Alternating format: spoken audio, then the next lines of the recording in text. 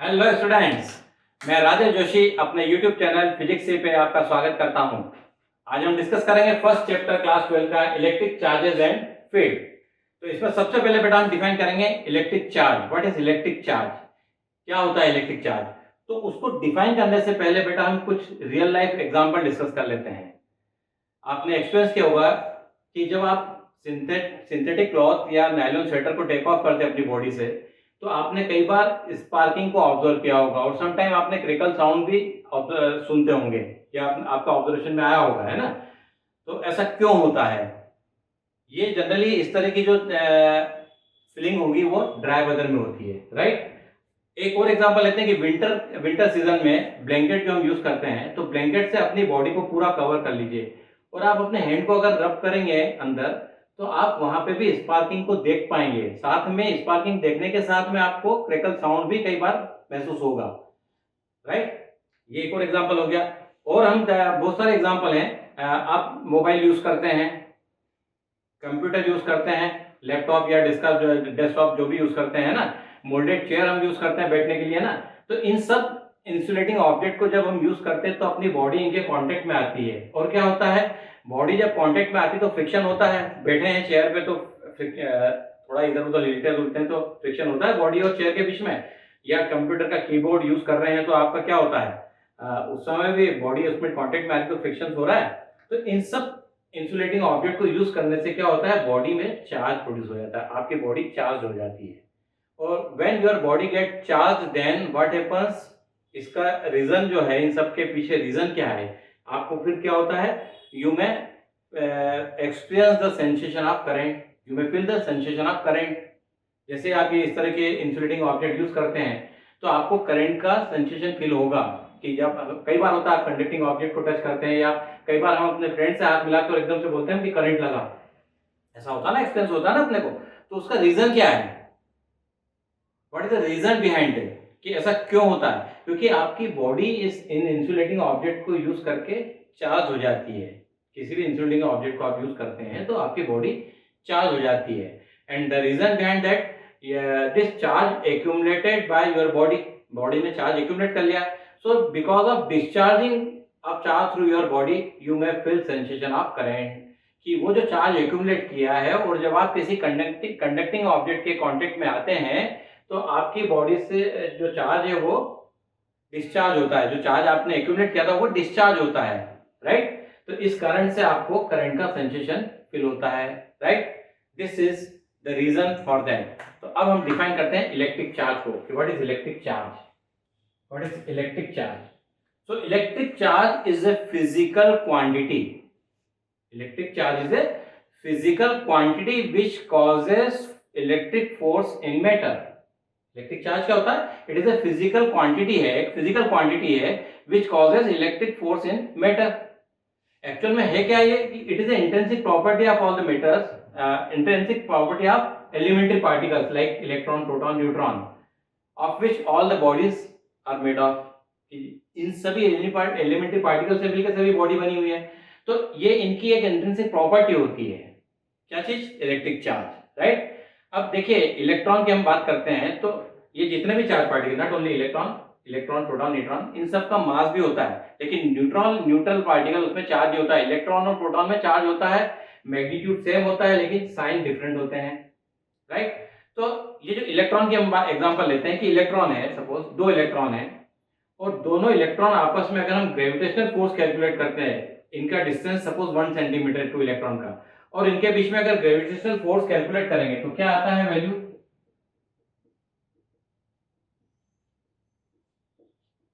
ये gravitational force और attraction का फार्मूला आपने 11th में पढ़ा है। इसमें हम इलेक्ट्रॉन का मास रख देंगे, दो इलेक्ट्रॉन हैं जो 1 सेंटीमीटर के डिस्टेंस पे रखे हैं, तो उनमें ग्रेविटेशनल फोर्स और अट्रैक्शन कैलकुलेट करते हैं सबसे पहले, राइट? तो देखिएगा क्या आती है वैल्यू। ये मैंने सारी वैल्यूज भी लिख दी, पैरामीटर्स लिख दिए हैं सारे, और ये फार्मूला अप्लाई कर दिया, फार्मूले में वैल्यू रख दी न्यूटन लॉ ऑफ ग्रेविटेशन में, है ना? कि फोर्स ऑफ अट्रैक्शन है between two electron of masses m1 m2। अब ये फोर्स अगर आप कैलकुलेट करते हैं तो ये कैलकुलेटेड वैल्यू में डायरेक्ट लिख दिया जा रहा हूं यहाँ बेटा। तो ये वैल्यू अगर आप कैलकुलेट करेंगे तो 5.5 इंटू 10⁻⁻67 न्यूटन आएगी, राइट? अब दो इलेक्ट्रॉन के बीच में फोर्स निकाल दिया, कैसा फोर्स है, gravitational force of attraction. Electron negatively charge particle है, उसमें चार्ज जो होता है, charge on electron is equal to E is equal to 1.6 into 10⁻⁹ coulomb. ये सब हम डिस्कस करेंगे बेटा आगे डिटेल, कैसे आती है ये वैल्यू, कैसे होती है, क्या है ना। अभी हम केवल यहाँ एग्जांपल ले रहे हैं चार्ज का, उसको समझ रहे हैं। तो ये इलेक्ट्रॉन का चार्ज होता है, राइट, ये आपने पढ़ा है लोअर क्लासेस में भी। अब दो इलेक्ट्रॉन लिए और उनमें वही डिस्टेंस लिया, सेम जितना डिस्टेंस पे उनके मास के लिए फोर्स कैलकुलेट किया, राइट। अब हम इलेक्ट्रिक फोर्स कैलकुलेट करते हैं इलेक्ट्रॉन्स के बीच में। अगर ये फोर्स कैलकुलेट करोगे तो ये 2.3 इंटू 10⁻⁻24 न्यूटन आता है। तो ये ग्रेविटेशनल फोर्स हमने कैलकुलेट किया, और इलेक्ट्रिक फोर्स हम अगर कैलकुलेट करेंगे तो ये वैल्यू आएगी, राइट। कैसे आती है बेटा, अभी आगे टॉपिक में हम पढ़ेंगे कैसे हम कैलकुलेट करते हैं फोर्स, राइट। अभी हमने केवल यहाँ कंपैरिजन के लिए बात की है। तो ये जब फोर्स कंपेयर कर रहे हैं तो आपने ऑब्जर्व किया होगा कि ये इलेक्ट्रिक फोर्स है, ये बहुत ज्यादा होता है gravitational force of attraction between mass of two electron, right. Electron के मास के बीच में जो ग्रेविटेशनल फोर्स ऑफ अट्रैक्शन, उससे इलेक्ट्रिक फोर्स जो है इलेक्ट्रॉन का रिपल्शन का, वो बहुत ज्यादा है। तो इससे क्या कंक्लूड करते हैं कि it is because of additional property of the electron which gives rise to electric force between the electron. ये जो है एडिशनल प्रॉपर्टी के कारण होता है, इलेक्ट्रॉन की कुछ एडिशनल प्रॉपर्टी है जिस कारण से ये इलेक्ट्रिक फोर्स इनके बीच में एक्ट करता है। This additional property gives rise to electric force between two electron is known as electric charge. इसी एडिशनल प्रॉपर्टी को इलेक्ट्रिक चार्ज बोलते हैं, जो टू इलेक्ट्रॉन्स के बीच में इलेक्ट्रिक फोर्स जो है अपने को शो करती है, राइट। तो ये समझ में आया ना, जो एडिशनल प्रॉपर्टी है वो इलेक्ट्रिक चार्ज है। तो अब हम इसको प्रॉपर्ली डिफाइन करेंगे, राइट। तो क्या होगी definition, electric charge is the intrinsic property of elementary particle of matter. Electric charge is the intrinsic property of elementary particles of the matter which gives rise to electric force between various objects, right? समझ में आई definition? मैं लिख देता हूँ definition. ये intrinsic property है elementary particle की which gives rise electric force between various objects, right? Definition clear हो गई। अब देखते हैं चार्ज कैसी quantity. Charge is a scalar quantity, आपने क्लास 11th में पढ़ा है स्केलर वेक्टर के बारे में। तो charge is a scalar quantity, right. तो बेटा अभी हमने चार्ज को डिफाइन किया है ना। अब हम बात करेंगे टाइप्स ऑफ द चार्ज। तो charges are of two types, two kinds of charges. दो तरह के होते हैं चार्ज, कैसे, उसको हम डिस्कस करते हैं। उससे पहले कुछ और एग्जांपल हम आप बात करते हैं आपसे कि एक ग्लास रॉड को लीजिए आप, उस ग्लास रॉड को अगर सिल्क क्लॉथ से रब करते हैं तो ये एक प्रॉपर्टी एक्वायर कर लेती है जिससे ये अट्रैक्ट करता है small bits of paper, dust particle etcetera towards it, glass rod, right. मेरे हाथ में मार्कर ये प्लास्टिक है, अगर मैं इसको भी वुलन क्लॉथ से रब करता हूं और ये स्मॉल बिट्स ऑफ पेपर की तरफ लाऊंगा तो वो अट्रैक्ट होंगे। और एग्जांपल लेते हैं, when you comb in the dry hair, dry hair में अगर आप कंघा करते हैं तो वो कॉम भी एक्वायर कर लेता है property to attract the small bits of paper. आप देखेंगे अगर कंघे को आप ड्राई हेयर में ऐसे मूव करवाइएगा और पेपर के छोटे छोटे पीस लीजिए, उसके पास लाएंगे तो टच नहीं करवाना है, वो दूर से ही पेपर को अपनी तरफ अट्रैक्ट कर लेता है। ये सब के पीछे रीजन क्या है, इन सब के पीछे, क्योंकि ये कॉम को जब हम ड्राई हेयर को काम कर रहे हैं, कंघे को घुमा रहे हैं ड्राई हेयर में, तो अपने हेयर और कॉम दोनों चार्ज हो जाते हैं।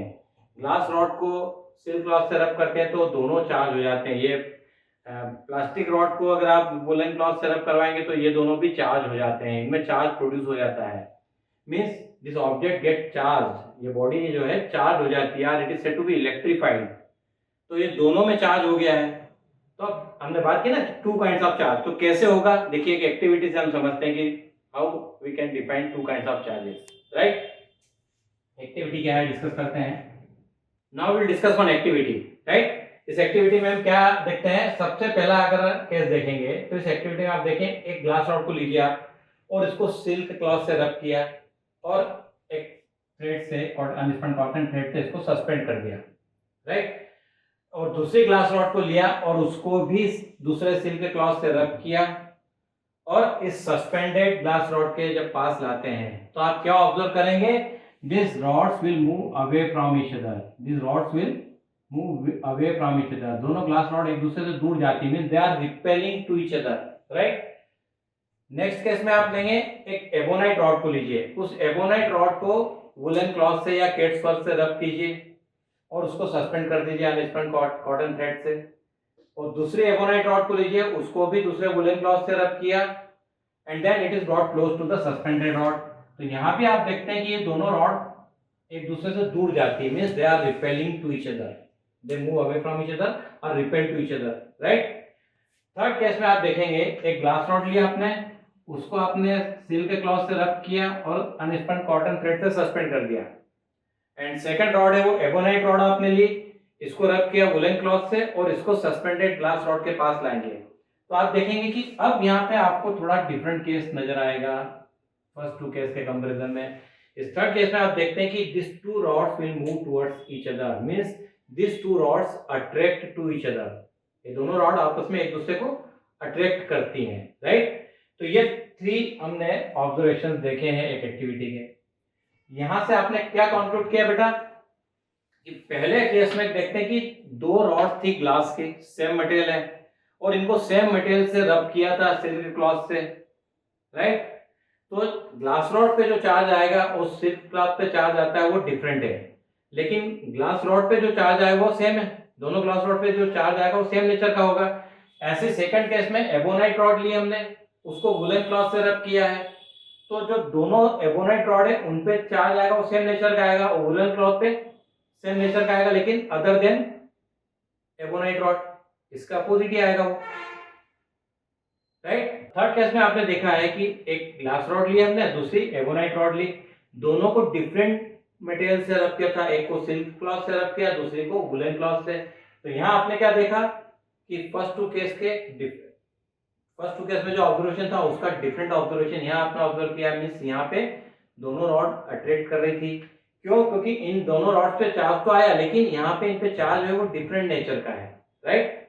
तो यहाँ से क्या कंक्लूड किया है कि जब हमने ग्लास रॉड को सिल्क क्लॉथ से रब किया, राइट, तो एक पॉजिटिवली चार्ज होगा, दूसरा नेगेटिवली चार्ज। अभी मैं बात नहीं कर रहा हूँ कौन पॉजिटिव कौन नेगेटिव, समझ में आ जाएगा आपको, डायग्राम में दिख रहा है, डजंट मैटर। लेकिन मैं बात कर रहा हूँ कि एक पे पॉजिटिव और एक पे नेगेटिव चार्ज आता है, राइट। ऐसे ही एबोनाइट रॉड और वुलन क्लॉथ के केस में भी होगा। तो हमने यहाँ देखा कि जब 2 रॉड थी सेम मटेरियल की थी और उनको सेम मटेरियल के क्लॉथ से रब किया तो वो रिपेल कर रही थी। सेकंड केस में भी दूसरे मटेरियल की 2 रॉड थी और उनको किसी दूसरे मटेरियल से रब किया और उसमें भी यहाँ पे रिपल्शन दिखा हमको। लेकिन अब इन दोनों डिफरेंट रॉड को जब हम पास में लाए तो हमने देखा इनमें अट्रैक्शन हुआ। तो यहाँ से हमने कंक्लूड कर लिया कि जो चार्ज प्रोड्यूस होता है ग्लास रॉड और एबोनाइट रॉड पे वो अपोजिट नेचर का है। ये क्लियर हो गया यहाँ पे, राइट। तो अब देखते हैं कि ग्लास रॉड रिपेल कर रही है आपस में, एबोनाइट रॉड आपस में रिपेल कर रही है, लेकिन ग्लास रॉड और एबोनाइट रॉड को देखा तो ये आपस में अट्रैक्ट करती है। तो यहाँ से एक चीज हमने कंक्लूड कर ली कि like charges repel to each other and unlike charges attract to each other. Now से एक्टिविटी जो हमने डिस्कस की है इसके तीनों स्टेप्स को अगर आप ऑब्जर्व करते हैं तो फर्स्ट 2 स्टेप में क्या ऑब्जर्व किया आपने कि सिमिलर मटेरियल की रॉड थी वो रिपेल कर रही थी, राइट, और डिफरेंट मटेरियल की रॉड अट्रैक्ट कर रही थी। तो यहां से हमने कंक्लूड किया कि like charges repel to each other and unlike charges attract to each other. क्या कंक्लूड किया हमने? Like charges repel to each other and unlike charges attract to each other. This is one of the very important property of charges, right? अब और हम देखते हैं इसमें कि यहाँ हमने दोनों ग्लास रॉड की बात की, ऐसे दोनों सिल्क क्लॉथ जो थे जिन पे दोनों ग्लास रॉड को रख किया उनको भी पास लाएंगे तो वो रिपेल करेंगे आपस में, दोनों क्लॉथ आपस में एक दूसरे को रिपेल करेंगे। यहाँ जो दोनों वुलन क्लॉथ थे जिनको दोनों रॉड को हमने एबोनाइट रॉड को रख किया था, उन दोनों वुलन क्लॉथ को भी आपस में पास लाएंगे तो आप देखेंगे वो भी रिपेल कर रहे हैं। लेकिन सिल्क क्लॉथ, एक सिल्क क्लॉथ और एक वुलन क्लॉथ को पास में लाएंगे तो आप देखेंगे वो दोनों अट्रैक्ट कर रहे हैं क्योंकि उनमें भी चार्ज अपोजिट नेचर के हैं, वुलन और सिल्क में। लेकिन दोनों सिल्क क्लॉथ में सेम नेचर का है, दोनों वुलन क्लॉथ में सेम नेचर का है, right. Exactly like ebonite rod दोनों सेम नेचर के चार्ज वाली होती है, ग्लास रॉड सेम नेचर का चार्ज होती है, लेकिन इन दोनों रॉड में डिफरेंट नेचर का चार्ज हुआ, राइट। यहाँ समझ में आ गया ना कि like charges repel to each other and unlike charges attract to each other. अब इसको एक और एक्टिविटी हम परफॉर्म कर लेते हैं कि 2 पिट बॉल लेते हैं, उनको सस्पेंड कर देते हैं वर्टिकल सस्पेंस। 2 पिट बॉल है उनको हमने वर्टिकली सस्पेंड कर दिया थ्रेड के साथ, अनस्पन कॉटन थ्रेड से।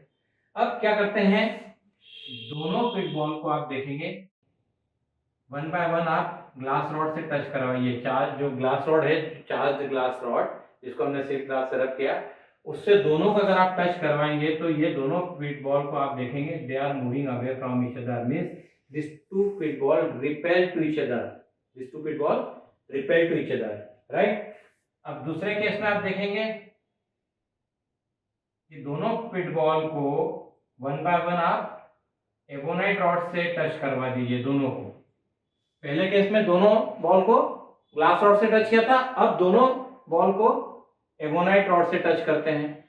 Then also you observe that this two ball repel to each other, दोनों एक दूसरे से दूर जाती हुई दिखेगी आपको, रिपेल करेगी, राइट।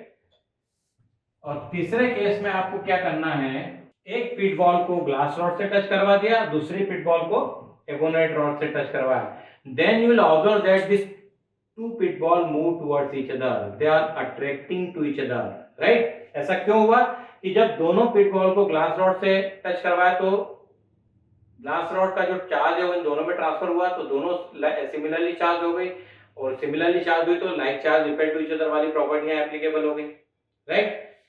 जब एबोनाइट रॉड को दोनों से टच करवाया तो एबोनाइट रॉड का जो चार्ज है वो इन दोनों में ट्रांसफर हुआ, तो दोनों लाइकली चार्ज हुई, लाइकली चार्ज हुई तो like charge repel to each other वाली प्रॉपर्टी यहाँ भी आपको नजर आ रही है, राइट। और तीसरे केस में आपने क्या किया, एक बॉल को ग्लास रॉड से टच करवाया और दूसरी को एबोनाइट रॉड से टच करवाया, तो दोनों में चार्ज कैसा आया, डिफरेंट नेचर का चार्ज आया, and that's why this two pith ball attract to each other, they are attracting to each other, right. तो यहां से फिर वेरीफाई हो जाता है कि like charges repel to each other and unlike charges attract to each other. Clear है बेटा, समझ में आया। तो ये चार्ज की एक इंपॉर्टेंट प्रॉपर्टी थी जो हमने डिस्कस यहाँ कर ली, आगे और भी प्रॉपर्टी हम डिस्कस करने वाले हैं, तो ये इंपॉर्टेंट एक प्रॉपर्टी यहाँ डिस्कस हुई। अब चार्ज प्रोड्यूस कैसे होता है, किसी भी बॉडी में चार्ज कैसे प्रोड्यूस होता है ये हम डिस्कस करेंगे, क्योंकि हमने देखा है कि ग्लास रॉड को सिल्क क्लॉथ से रब किया तो दोनों चार्ज हो गए, एबोनाइट रॉड को वुलन क्लॉथ से रब किया तो भी दोनों में चार्ज आया, when we comb in the dry hair then our hair as well as comb both get charge. तो ये चार्ज प्रोड्यूस कैसे होता है, तो इसकी इलेक्ट्रॉनिक थ्योरी को हम डिस्कस करते हैं। तो आप देखेंगे कि कोई भी एटम अगर देखते हैं, किसी भी एटम का, किसी भी सब्सटेंस का इलेक्ट्रॉनिक कॉन्ट्रीब्यूशन देखिए, तो इलेक्ट्रॉनिक कॉन्ट्रीब्यूशन अगर आप देखेंगे तो इलेक्ट्रॉन जो है वो न्यूक्लियस के अराउंड डिफरेंट ऑर्बिट में रिवॉल्व करता है, और न्यूक्लियस में प्रोटॉन और न्यूट्रॉन होते हैं सभी एटम के। कोई भी एटम लेंगे किसी भी सब्सटेंस के डिफरेंट एटम्स, तो एटम में होता क्या, स्ट्रक्चर की अगर बात करेंगे तो न्यूक्लियस में आपका प्रोटॉन और न्यूट्रॉन होगा, और इसके अराउंड डिफरेंट ऑर्बिट में इलेक्ट्रॉन्स रिवॉल्व करते हैं, राइट।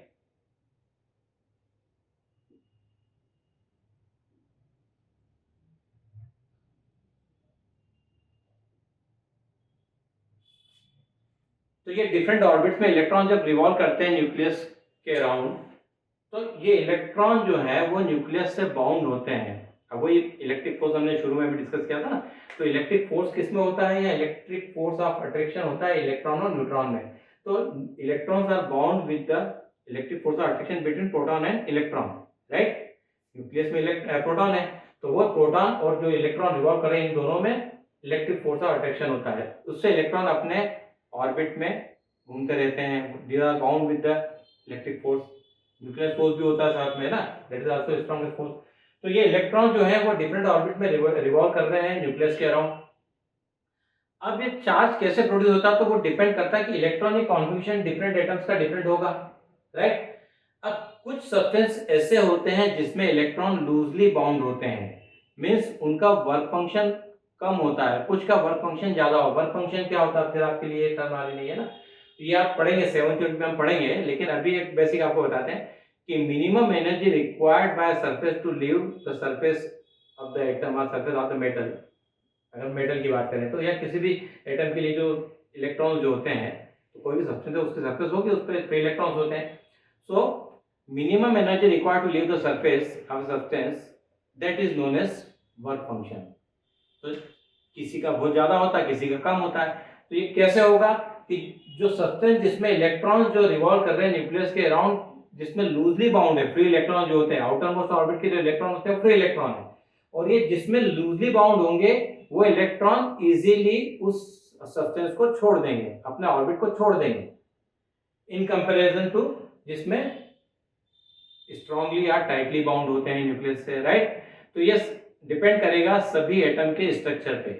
तो कुछ सब्सटेंस ऐसे होते हैं जिसमें इलेक्ट्रॉन लूजली बाउंड होते हैं, जिसमें लूजली बाउंड होंगे वो इलेक्ट्रॉन को लूज करेगा, और जब वो इलेक्ट्रॉन को लूज करेगा तो इलेक्ट्रॉन ट्रांसफर होगा दूसरे सब्सटेंस में, राइट।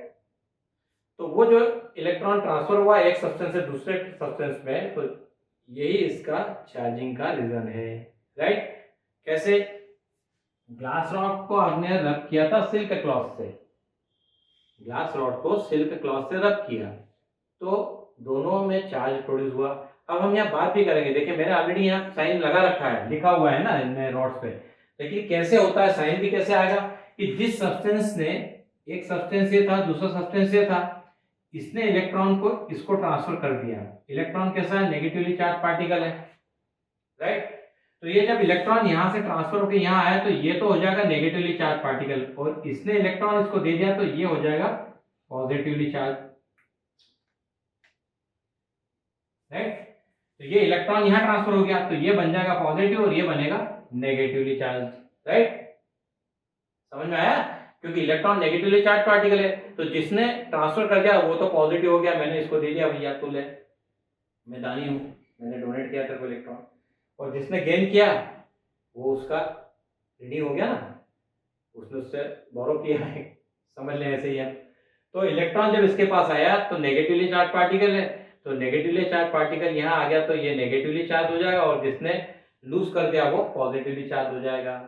तो अब आपको समझ में आ गया होगा कि ग्लास रॉड पे हमने पॉजिटिव लगाया, इसका मतलब glass rod will lose the electron, glass atom जो है उसके इलेक्ट्रॉन लूजली बाउंड है in comparison to silk atom, right. तो क्या होता है, ग्लास का जो एटम है वो इलेक्ट्रॉन लूज करेगा और वो कौन गेन करेगा? Silk atom, right. तो glass rod become positively charge and silk cloth become negatively charge. Exactly in the same way ebonite rod और वुलन क्लॉथ में देखेंगे तो वुलन क्लॉथ जो है वो इलेक्ट्रॉन ट्रांसफर करता है किसको? एबोनाइट रॉड को, तो ये ebonite rod become negatively charge and woollen cloth become positively charge. When you comb in the dry hair, तो आपके हेयर जो है वो पॉजिटिवली चार्ज हो जाते हैं और कॉम्ब जो है वो नेगेटिवली चार्ज होगा, राइट। तो ये आपके एग्जांपल हो गए। इस तरह से समझ में आया कि टू काइंड्स ऑफ चार्ज कैसे, तो और चार्ज कैसे प्रोड्यूस होता है समझ में आ गया? मैंने ब्रीफ में समझा दिया आपको। It is due to transformation of electron from one substance to another substance. जिस पे इलेक्ट्रॉन जाएगा वो नेगेटिवली चार्ज हो जाएगा और जिसने लूज किया है वो positively charge. In that way, charges are produced on two objects when they are rubbed against each other, right? So this is about the two kinds of charges. Now we'll discuss about conductors and insulators. So what are conductor and insulator, right? So conductor क्या होता है? Conductors के बारे में जानते हैं आप? The substance which carry or conduct electric charge from one place to another place. The substance which carries or conduct the electric charge from one place to another are known as conductors. Clear? Or the substance which allows the electric charge passes through them. These are known as conductors. All the metals, these are the example of good conductors. जितनी metal है वो conductor का example है। कैसे? Actual में in metals there are large number of free electrons are there. Metals जो होती हैं उनमें क्या होता है? बहुत सारे फ्री इलेक्ट्रॉन्स होते हैं। तो जो फ्री इलेक्ट्रॉन्स होते हैं वही कंडक्शन में पार्टिसिपेट करते हैं। This free electrons will take part in the conduction. और जब एक कंडक्ट होते हैं, मींस कंडक्ट का मतलब समझ रहे हैं कि एक प्लेस से दूसरे प्लेस में मूव करेगा तो इट कॉन्स्टिट्यूट द करंट। लेकिन अभी हम जो बात कर रहे हैं इस चैप्टर में वो हम स्टैटिक चार्ज के बारे में बात कर रहे हैं। यहाँ चार्ज मूव नहीं करेगा with in the body of conductor या किसी भी सब्सटेंस में जो चार्ज है वो मूव नहीं कर रहा है। We are discussing charges at rest. और ये जो ब्रांच है जिसमें हम चार्जेस एट रेस्ट की बात करते हैं इसको बोलते हैं इलेक्ट्रोस्टैटिक्स। तो लेकिन कंडक्टर की डेफिनेशन आई तो इसलिए हमने बात की कि कंडक्ट कैसे करता है, कि वो चार्ज को अगर मूव करवाएगा within the body then this materials are known as conductor. उसका रीजन क्या है कि उनमें large number of free electrons होते हैं, फ्री इलेक्ट्रॉन बहुत ज्यादा होते हैं, इस कारण से वहां कंडक्शन पॉसिबल होता है, राइट। बेसिक डेफिनेशन आपको भी समझना है इसका। Now we define insulators. So what are insulators? So insulators are the substance through which electric charge cannot flow easily. ये ऐसे सब्सटेंस होते हैं जिससे इजीली इलेक्ट्रिक चार्ज जो है वो फ्लो नहीं कर सकता है, राइट। और also कैसे? These are the substance through which conduction of electricity is not possible. They do not conduct electricity, right? उसका रीजन क्या होता है, इनमें नेग्लिजिबल फ्री इलेक्ट्रॉन्स होते हैं, फ्री इलेक्ट्रॉन्स नहीं होते इनमें, ऑलमोस्ट नेग्लिजिबल। एग्जांपल लेते हैं अगर, तो क्या क्या मटेरियल हो सकते हैं, wood, mica, plastic, rubber, right. So these are some example of insulating materials, right। और इंसुलेटर्स को डाइलेक्ट्रिक भी बोलते हैं, इन मटेरियल्स को डाइलेक्ट्रिक सब्सटेंस भी बोला जाता है। So dielectric are the insulating material which transmit electric effect without conducting. अगर इसको भी डिफाइन करें तो क्या होता है, dielectrics are the insulating material which transmit electric effect without conducting. ये इलेक्ट्रिक इफेक्ट ट्रांसमिट तो करेंगे लेकिन कंडक्ट नहीं करते हैं, विदाउट कंडक्टिंग इलेक्ट्रिक इफेक्ट को ट्रांसमिट करते हैं। ये भी कैसे होगा आगे नेक्स्ट चैप्टर में हम इसके बारे में पढ़ने वाले हैं कि कैसे ट्रांसमिट करते हैं इलेक्ट्रिक इफेक्ट को विदाउट कंडक्शन, राइट। इसके बाद according to new syllabus charging by induction आपके सिलेबस में इस बार नहीं है, लेकिन फिर भी बेसिक में आपको आइडिया उसका दे देता हूं। चार्जिंग बाय इंडक्शन तो होता क्या है, कि चार्जिंग बाय इंडक्शन क्या होता है, कि एक्चुअली सपोज एक सब्सटेंस से सब्सटेंस ए लिया है, एक चार्ज बॉडी ए ली हमने, और इस चार्ज बॉडी ए को किसी दूसरी बॉडी बी के पास लाते हैं, अनचार्ज बॉडी बी के पास, विदाउट बीइंग इन कांटेक्ट, और उस बॉडी बी पे अपोजिट नेचर का चार्ज अगर आ जाता है तो इसको बोलते हैं चार्जिंग बाय इंडक्शन, राइट। कि कोई एक चार्ज बॉडी ए है, उसको अनचार्ज बॉडी बी के पास लाते हैं और उस पे अपोजिट नेचर का चार्ज अगर आ जाता है without being in contact between A and B, that is the example of charging by induction. कि without being in contact charge produce on another body of opposite nature, that is charging by induction, right. ये basic definition में आपको बता दी है। ऐसे समझा भी देता हूँ छोटा सा इसका एग्जांपल, की एक स्फीयर लिया अनचार्ज और एक चार्ज रॉड लिया आपने, पॉजिटिवली चार्ज रॉड लाए आप इसके पास, तो क्या होता है, इसके जो फ्री इलेक्ट्रॉन है वो इससे अट्रैक्ट होकर इस सरफेस पे आ जाएंगे, वो इलेक्ट्रॉन इस सरफेस पे आएंगे तो पीछे वो पॉजिटिव चार्ज छोड़ के आ जाते हैं, राइट। अब इसकी जो ये दूर वाली सरफेस है इसको अर्थ से कनेक्ट कर देते हैं, इसको अर्थिंग कर दिया हमने, तो ये पॉजिटिव चार्ज है वो अर्थ में फ्लो हो गया, ऐसा बोल सकते हैं। या अर्थ से जो इलेक्ट्रॉन फ्लो होकर आएंगे उस पॉजिटिव चार्ज को न्यूट्रलाइज कर देते हैं। रॉड को अपन ने यही हेल्ड करके रखा है इसके पास में, और इसको अर्थ कर दिया दूर वाली सरफेस को, राइट। और उसके बाद हम रॉड को हटा लेते हैं, तो ये जो नेगेटिव चार्ज जो आया था वो इस पे यूनिफॉर्मली डिस्ट्रीब्यूट हो जाएगा इसके सरफेस पे। अब देखो कहीं भी रॉड उसको टच नहीं कर रही है और उस पे अपोजिट नेचर का चार्ज उस स्फीयर पे आ गया, that is charging by induction, right. Now will discuss the next topic, basic properties of charge, right. Basic properties of charge, तो हम वन बाय वन डिस्कस करते हैं सारी प्रॉपर्टी। तो फर्स्ट पॉइंट कहता है electric charge is the fundamental and intrinsic property of matter, ठीक है।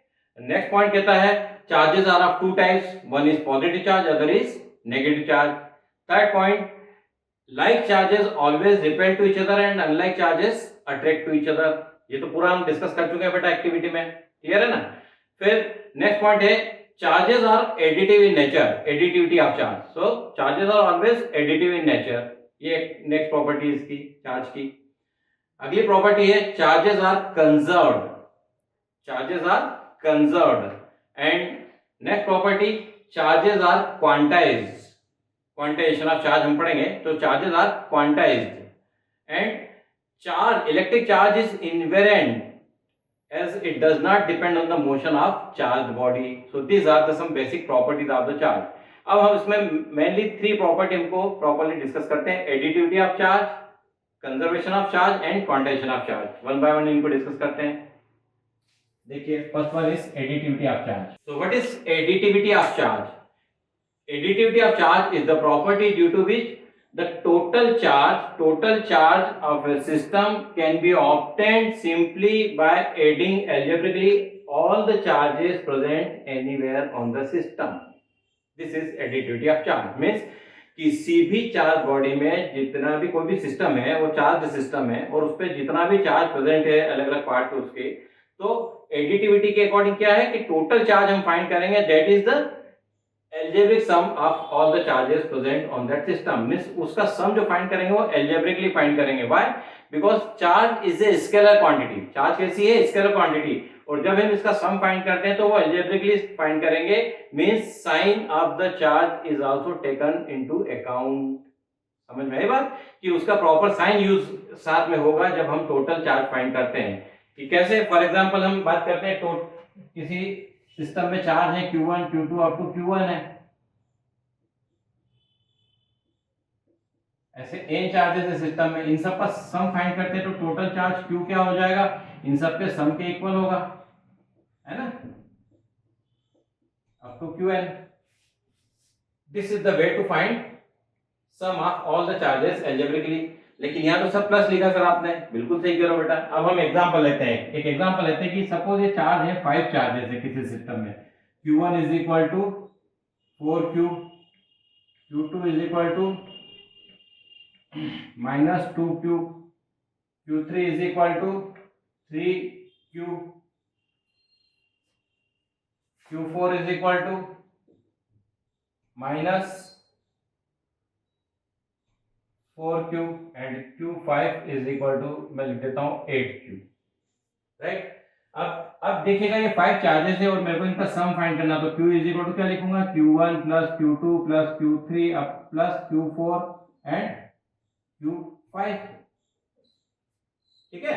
अभी देखिएगा सबकी वैल्यू रखते हैं इनके प्रॉपर साइन के साथ में, तो ये 4Q प्लस माइनस 2Q लिखा मैंने, है ना बेटा, ब्रैकेट में, प्लस 3Q3 कितना वैल्यू है इसकी 3Q, प्लस Q4 की value minus 4Q and plus Q5 की वैल्यू कितनी है अपने पास 8Q। अभी इनको सॉल्व करते हैं तो 4Q प्लस माइनस कितना हो जाएगा, माइनस 2Q प्लस 3Q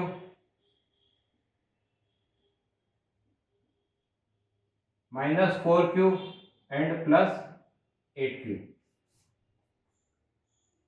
ठीक है। अभी देखिएगा ये पॉजिटिव जो चार्ज है इन सबको ऐड कर लिया एक साथ, और नेगेटिव जो है मैं अंडरलाइन करके बता रहा हूँ इन दोनों को भी ऐड कर लेंगे, तो टोटल वैल्यू अगर हम फाइंड करते हैं यहाँ पे तो 8 प्लस 3 कितना हो गया, 11 प्लस 4 15Q, और ये 4 और 2 कितना हो गया, माइनस 6Q, तो फाइनली कितना हो गया 15 माइनस 6 9Q। ये टोटल चार्ज है, कैसा है बेटा, total charge. In that we will find total charge Q is equal to 9Q. So this is additivity of charge, means charge will be always added algebraically, ठीक है, समझ में आया बेटा। नेक्स्ट प्रॉपर्टी थी कंजर्वेशन ऑफ चार्ज। आपने conservation of energy पढ़ा है 11th क्लास में, है ना, exactly in the same way here will define conservation of charge. So conservation of charge is also property, it is also a property due to which net charge और total charge on an isolated system always remains constant or remains conserved।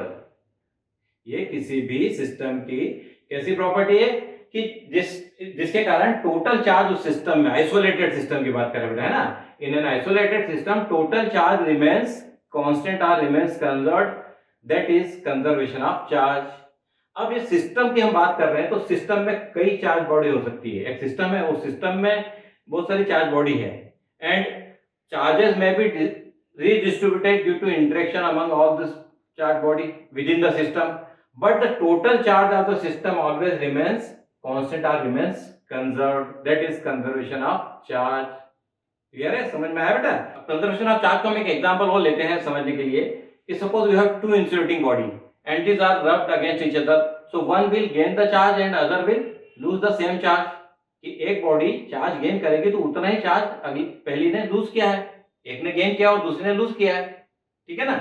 Now also it is not possible to create और destroy net charge carried by an isolated system, but बात समझ में कि it is not possible to create और destroy net charge carried by an isolated system, but charge carrying particle can be destroyed और created in process. For example, a neutron turn into proton and electron, and the a proton and an electron created as equal and opposite charge, but the total charge is zero before and after creation, ठीक है ना। तो इससे क्या contribute किया, charge can be created और destroyed in equal and unlike pairs only. समझ में आई बात। So this is about the conservation of charge. Now next one is quantization of charge. Next property is quantization of charge. So what is quantization of charge? Quantization of charge is the property due to which net charge on any body is an integral multiple of basic unit of charge, which in magnitude is equal to the charge on proton or on electron. Clear, समझ में आया कि ये एक ऐसी property है कि net charge होता है किसी भी बॉडी पे तो वो N integral multiple of basic unit of charge होता है. Basic unit of charge means electron का चार्ज या प्रोटॉन का चार्ज है उसका इंटीग्रल मल्टीपल टोटल चार्ज होगा, नेट चार्ज होगा किसी भी बॉडी पे.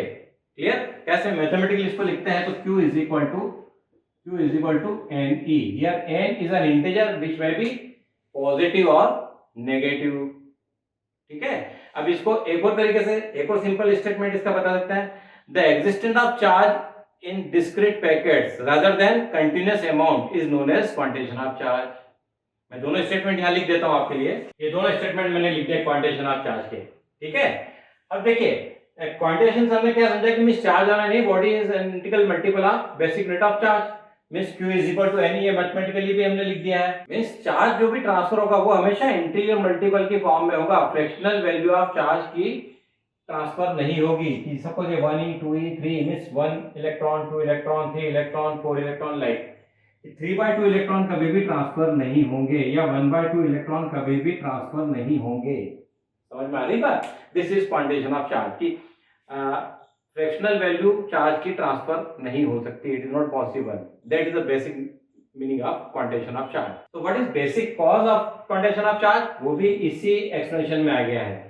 क्या है बेसिक कॉज ऑफ क्वांटिटेशन? क्या है कि on rubbing charge can be transferred only by an integral multiple of electron can be transferred from one body to another body. means जब भी किसी एक बॉडी से दूसरी बॉडी में इलेक्ट्रॉन ट्रांसफर होंगे तो वो इंटीग्रल मल्टीपल की फॉर्म में ही होंगे. That is the basic cause of quantization of charge. ठीक है, क्लियर, समझ में आया.